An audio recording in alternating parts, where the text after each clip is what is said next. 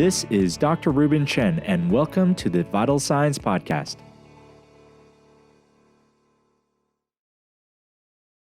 Hi, this is Dr. Reuben Chen. Welcome to another Vital Signs Podcast. We have a very special guest today. Obviously, my background is a little bit different. I'm actually doing our podcast here at the Texas manufacturing plant. And across from me is Sunny Beutler, the CEO of Sunrider International. So we are very excited to talk about it. It is also March. It is International Women's Day here in March. So we're also excited to have our CEO share some of her own experiences in the business arena as a successful woman. So we're very excited. So hello, Sunny. How are you doing? Hello. Hi, everyone. All It's right. good And to if be you don't here. know, Sunny is my sister. So, and I can hear you.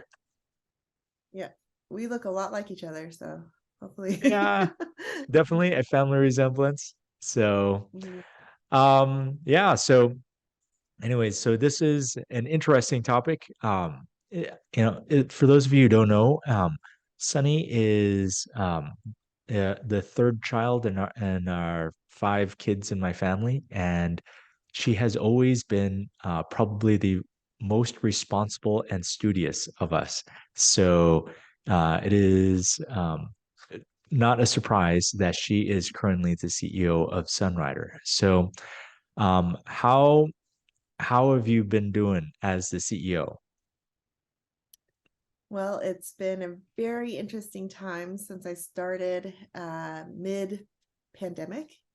So it was difficult, it was different, but it's not a surprise, like you said. I mean, I've been working at Sunrider since we were little. Mhm. And after I graduated from law school, continuing to work here. So it's been a while.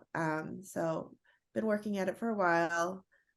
Wasn't Yeah, too actually, surprised when I took it on. well, why don't you share a little bit about your background? What is your educational background, and how did our parents help guide us in our paths here at Sunrider?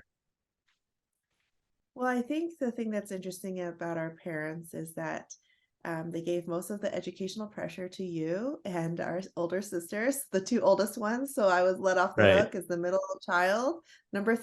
three didn't have the pressure to become a doctor, but they did always encourage us to get master's or graduate level degrees. So Mhm. I did undergrad at BYU, Brigham Young University in Utah. I did international studies with a political science emphasis. Mhm. And then I did grad school in law. So I'm a lawyer, although not practicing. I do keep Why up with why all the law school? Our dad has so many lawyer jokes, yeah. so I'm just sort of curious. Why go in the lawyer route? Um, I thought that being a lawyer would be pretty useful. I mean, Hmm. everything requires some, aspect of the law, regulations, anything that we do in business requires that.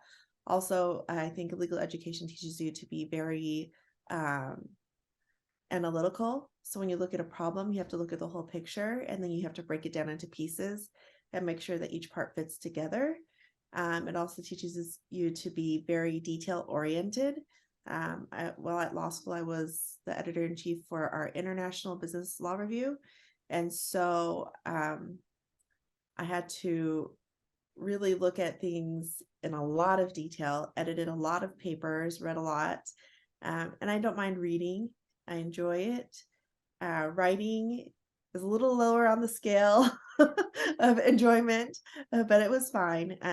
So I think I really enjoy learning. School was really fun for me. I know that not everyone has that experience, but I really enjoyed law school. It was very interesting to learn about all different aspects of law and to I interned at a lot of different places because I did not know if I was going to return to Sunrider to work. Mm. Our parents gave us the choice, they're like, you can come back or you can do your own career. So I tried out 5 different internships while at law school. I'm not sure that that many people try as many. I did internships during the semester and in the summertime. I did Wow. usually try to do 2 each summer so I could figure out what I wanted to do. But after doing 5 different internships and like I did NGOs, I worked at a What's an NGO? courthouse, non-governmental organization. So I worked with like American Chamber of Commerce in Beijing, and then I did a business one. I worked at a big law firm. I worked at at a courthouse, and then after I did all these internships, I realized I really don't want to be a lawyer. I would rather work for Sunrider because at Sunrider I felt like I could actually help a lot of people. The influence would be greater, and I'd be able to just help a lot more people achieve their goals versus being a lawyer where you only get one case at a time, or you can get multiple cases, but the reach is far less in general. So I Hmm. thought it would be a better use of my skills. So when you came to Sunrider, what were some of the changes or things that surprised you as you're working more full time in Sunrider? I worked full time for a long time. I think just expanded view. So Hmm. some things that we wanted to change. Well, we wanted to make sure that all our employees had a plan. They felt really cared for. And that's still one of our goals. And I wanted to round out our executive team as well. So during the reorganization, when I became CEO, our parents, as you know, they stepped back and they became board members. Most of our family members are board members, and there are just 2 of us who are working full time at Sunrider right now, myself and our brother Eric, who's the chief of global manufacturing. And so I just got to see a more global view, whereas before I was seeing a global view, but it wasn't in every department. So so we filled out our executive team, which was good. We've hired a really good chief marketing officer, chief information officer, chief financial officer, chief people officer, which is a position. I mean, all these positions we didn't have before. And so we're really trying to fill it out, build a really good, stable basis for everyone, employees and our customers, and our independent business owners, our franchisees. We want all of them to feel really cared for. So we wanted to build a really solid team. We looked in all of our international offices too and made sure that they had the right structure. I put in a lot more goals, so everyone was on the same path globally. Everyone knows what they want to get, what they want to achieve. Um, and we put So in more comprehensive global systems, basically. so what do you mean by executive team? How is that different than it was before? So before, our siblings, myself, and we have 5 kids in our family, right? So our parents had 5 children. So the 5 of us were taking care of a lot of managerial roles. But everyone has things that they want to do, and it's not necessarily Sunrider. So a lot of them, everyone wants to help Sunrider, but not everyone wanted to do it full time. So our youngest brother, Jonathan, he left a few years before I took over, and he started doing IT by himself in startups, which is totally great for him. He's Mhm. definitely an IT person. He's a systems engineer right now. And so he did that, which is what he wanted to do, but he still helps with the board as well. My sister Wendy was in charge of marketing, and she wanted to take care of her kids more full time, which is great. And so it helps with the board as well.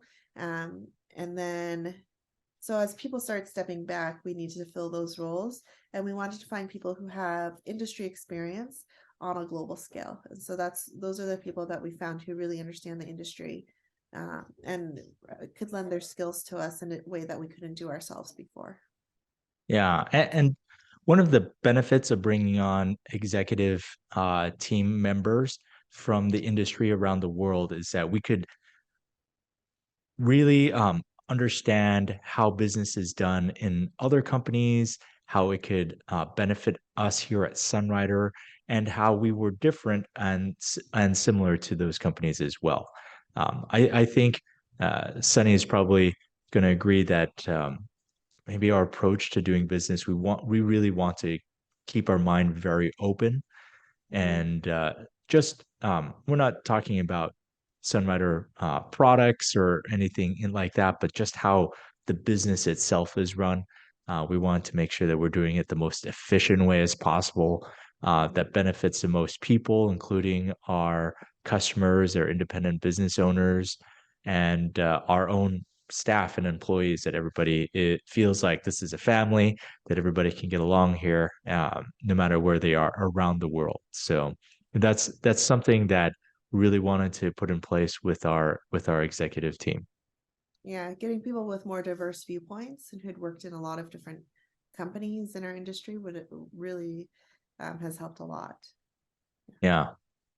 So as now you are a woman and you are now the CEO of Sunrider. Has have you noticed any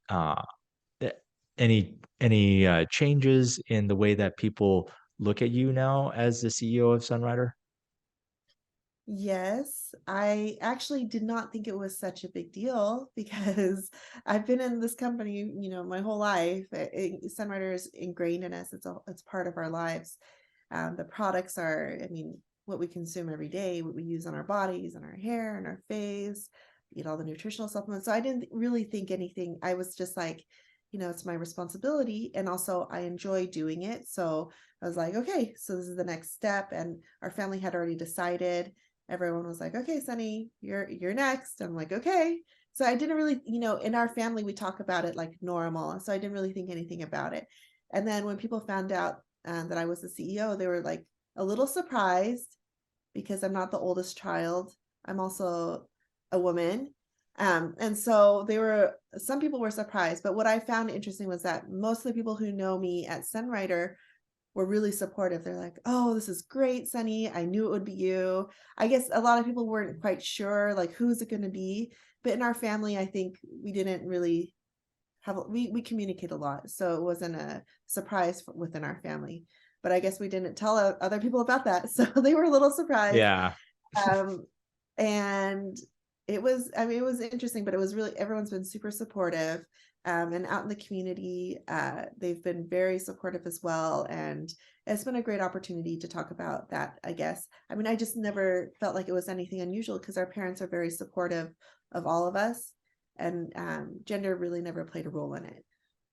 Yeah, I think that in our family, we should recognize that even though my father started Sunrider, my mother was the president of Sunrider, and she is a medical doctor. So in our family, I think our impression of strong women, that's pretty much what we have grown up with. We have a very strong mother who is able to lead Sunrider, but at the same time was also a good mother. She was around for uh, whatever we needed them for in the middle of a business meeting. If we called, she'd stop everything and just answer our phone calls. So we had a good mother that was attentive to us, but also still a high-powered businesswoman. Mhm. Yeah, she was always in charge, so I never really thought anything of it. I was like, oh, she can do it, I can do it. That's always what I thought. So what were some of the, I guess, surprises that you felt stepping into the role of CEO that you didn't know were going to be there when you started?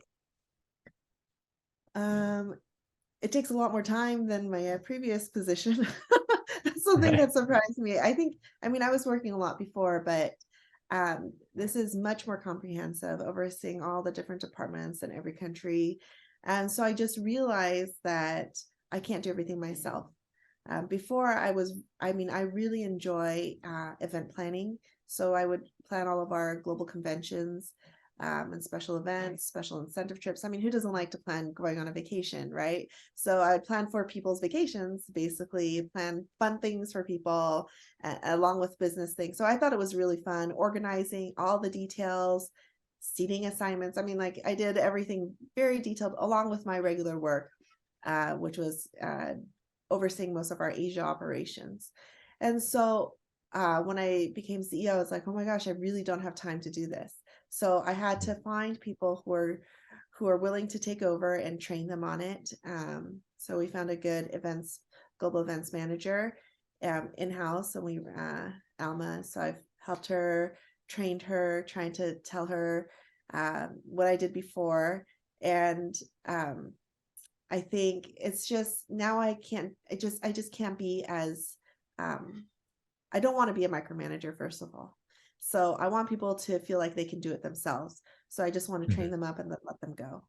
So I just realized I can't do everything myself. I really need a lot of people who are competent, who are imaginative, who have the desire to do things, on who have like that self-will to keep on going. And I don't have to like, nitpick everything. So those are the kinds of people that I've tried to surround myself with at work.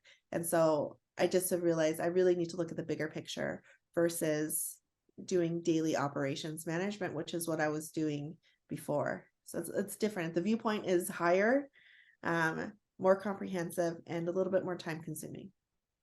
Mhm.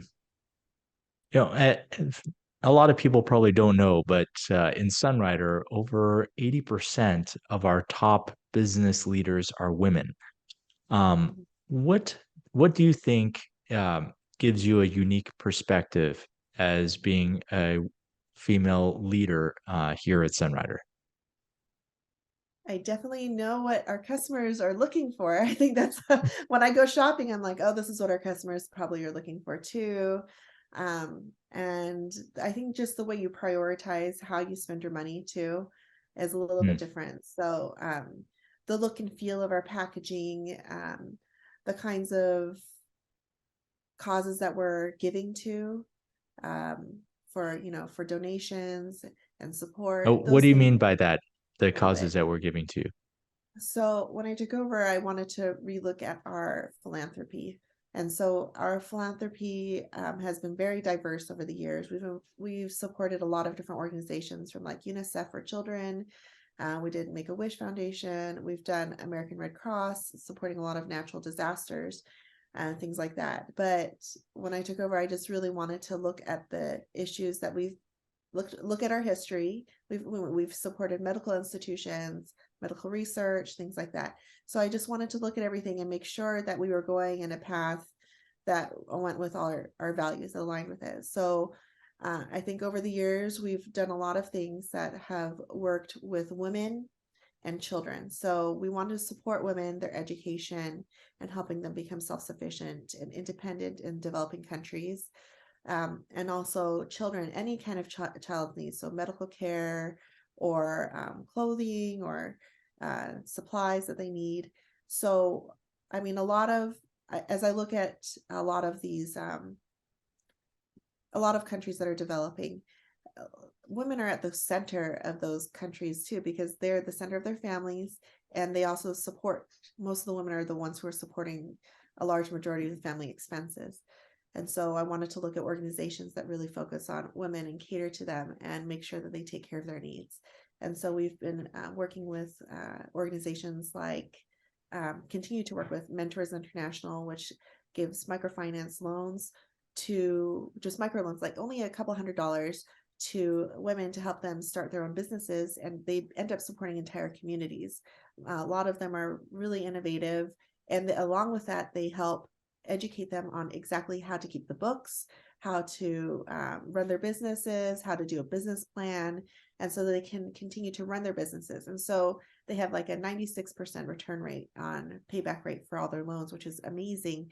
And almost all their loans are given out to women who start small businesses. So we wanted to That was a support something great like that. charity. I mean, talk about a charity that that's the kind of charity where it's like giving a somebody, instead of giving them a fish, you give them a fishing pole, Yes. and really their lives are changed from it. That's an amazing charity.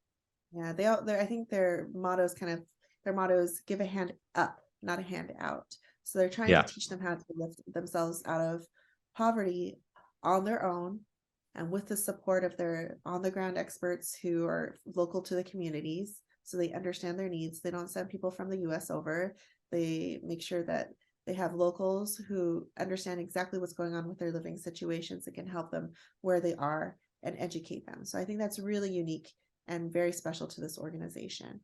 And then the other one that we've been working a lot with is Engage Now Africa, and Hmm. they create medical system for women. I mean, the female needs and also maternity, um, postpartum needs, and they take care of children as well in their clinics. And so we've helped them build a couple of these small clinics in the middle of nowhere, basically, where women would usually have to walk for days to get to the nearest clinic to give birth, or they could go to this clinic that we help build, which is within 20 miles of them, which seems like a long distance still, but it's much closer than what they had before. So we Yeah. really look forward to those kinds of things. Yeah. For those of you who don't know, if, without in some of these places, without medical care, um, I think as much as 15, maybe a little bit more than 15% of childbirths and result in the death of a child. But if they get the right care, that percentage can go down to 3%. So those type of clinics are really helpful for those women in those areas to be able to get the care that they need to make sure that their child is born healthy. So it's really a great cause. Yeah. So we're So really excited for um, those. you mentioned also about products and product packaging. How is that um, maybe more guided by your position as being a woman at the head of this company. Well, in product development, we've talked a lot about this before. It's different when a man is developing a product for a woman because sometimes they don't understand the nuances. And That's so, true. I'm yes. I because I'm in the R&D area, and my always the number one question I have is so what does Sunny think about this? Because I mean, I women sometimes are I have no idea. yeah, So women are buying these products. Yeah, like you said, right. like 80% of our customers are women. And so we need to make sure that they appeal to them. So when I look at something like, uh, does this appeal to a man or a woman? So that's like a question, right? That's one of the first questions we ask ourselves when we're looking at product development. And then just really focusing on things that women care about. So a lot of things are taking care of your children. So products that can be used for the whole family, products that are environmentally friendly and that are safe to consume um, for children. I mean, I don't know what to say. I mean, women think about children all the time. I have kids, and so I just think, would I feel safe giving this to my child, and would I use it myself? Would it be safe in the home? Things like that. And also, I just want the packaging to look beautiful. I mean, who doesn't like to see a very pretty package when you open up a box? So that's we wanted to improve our package opening experience, which is a thing. When you open the box, what is your experience when you're looking at the products? How do you feel? And just making sure that these products can be used on a daily basis. And it's not to say that these most of these products can't be used by men, because I used almost all the products as well. But there that women do look at products a little bit differently if they want to trust it and bring it into their home for their husband and their kids to use. So women are I think they control the wallet the most because they're the ones that go and purchase the products for the family. Yeah, I mean, it's not to say we don't ask men for their advice because some of our scientists are men. We Hmm. test products on men and women, both. Hmm. Um, but I think just making sure that the buyer, who is the woman, is going to like it is really important. So, for other young women who are interested in leadership positions or interested in business, what do you have any advice for them? Yes, I was actually just talking to somebody the other day, a young girl, and she was confused about what her major should be and things like that. And I was like, well, it doesn't really matter what your major is as long as you really enjoy it. But if you wanted to get into a management position, I told her I would recommend you take a couple of business courses. And one of them being accounting. I mean, you have to take a finance course if you want to read a spreadsheet, you want to do budgets. Because if you're in charge of your own department, you're going to have to develop budgets and you're going to have to develop spreadsheets and make sure your team is staying on target. So I would advise her, I said, just make sure you take some management courses, especially in finance, so that you know what everyone's talking about in the room. You don't want to be the one who doesn't know what's going Hmm. on. So you want to be capable and knowledgeable in that area. Um, but I think it's important to choose something that you're really passionate about. If you're not really passionate about it, you're probably not going to stick with it for very long. And I Yeah. told her, I said, you can choose something that you think is fine right now, which is totally fine. And it's okay to change your mind later. So maybe Hmm. this person goes down the road like 10 years and they're like, I don't really like what I'm doing. It's totally fine. Change your mind.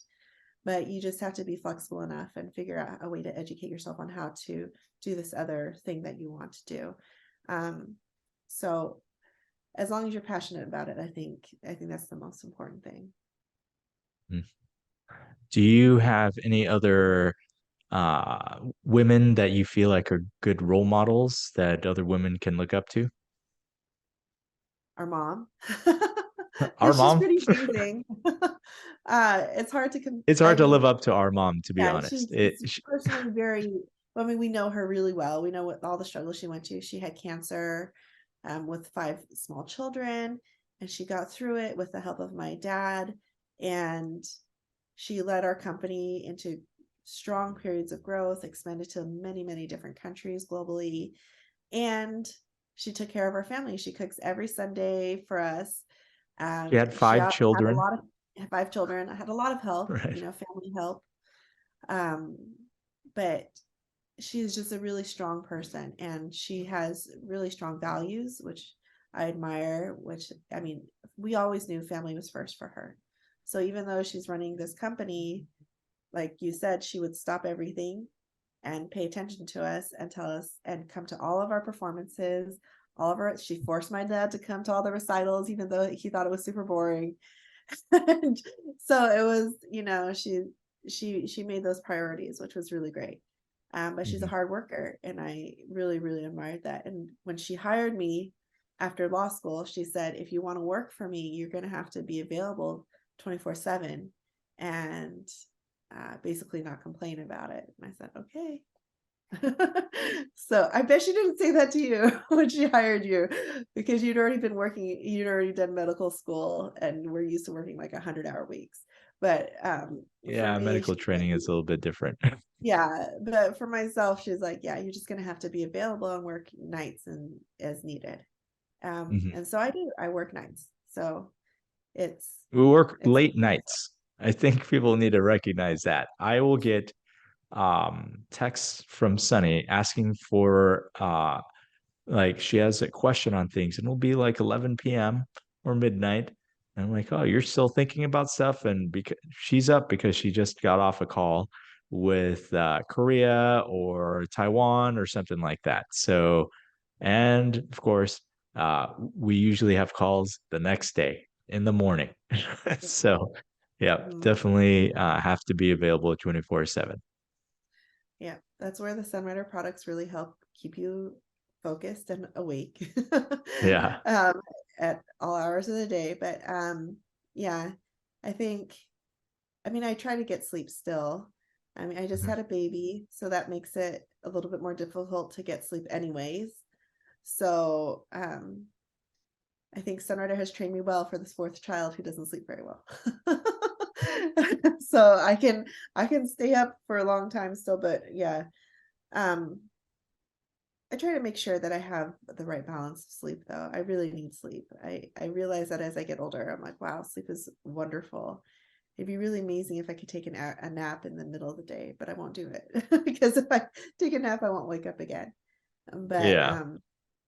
yeah, I think in an international business, you have to be up. You have to be up when the people are up. I am not a morning person, but my kids are up in the morning for school, so I'm up. We're making lunch. We're getting them ready Hmm. for school. Might as well just start working at the same time. So, I mean, if I'm already up nursing a baby, I might as well look at my phone and, do some work at the same time. Wow. So, and I think that's a big thing. You are having your fourth child, along with trying to help your family and the entire business and being a mother and everything. So, um, it's not an easy job, but it's something that you have passion for, which is great. Mhm. Let's say everyone's been very supportive. I Mhm. am often late to meetings, not by a lot. I am often late, but everyone's been very understanding. So it's been good. I think our company culture is very supportive, understanding of women and what they need, especially after giving birth. But I just can't stop thinking about Sunrider. So if I can't stop thinking about it, I just might as well do it. I do have my husband though, who helps a lot with the children. He helps around the house. He does a lot of stuff. I think the parents at school will call him first before me, so they know that he's more available than I am. So he does a lot, and so I couldn't do it without his support, and also our family and everything. So it is definitely a team effort. But our parents never, when I was thinking of having the fourth child, I told my mom, and she didn't think I was crazy because of work. That never even entered her mind. Hmm. Yeah, she's crazy because I already had 3 kids. So she's like, you're gonna have a third one, and my third child has Down syndrome. So she said he's gonna be a handful as he gets older. And I'm like, well, I got to do it now. I mean, it's now or never, basically, before he gets too old, and before I get too old, I got to have a fourth child now. So we just decided to go for it. But work was never really a question. My mom knew that I'd power through it. So. Well, I think that that's a great example. Obviously, our mom is an amazing example, and Sunny provides an example, I think, for a lot of people. She's been also featured as speakers at several business conferences as well. So obviously, the word is getting around that Sunny is a powerhouse. So, anyways, we want to thank Sunny for her time. Obviously, it is not a lot, but it's great that she could be on the podcast. So, all right. Well, thank you. Thank you, everyone. Thank you, Sunny. Follow us, Sunrider, on our Facebook page, on Instagram, as well as YouTube and wherever podcasts are available. So, all right. Well, thank you very much. And we'll see you guys next time. All right. Thank you. Bye. This is Dr. Reuben Chen, and I'll see you next time.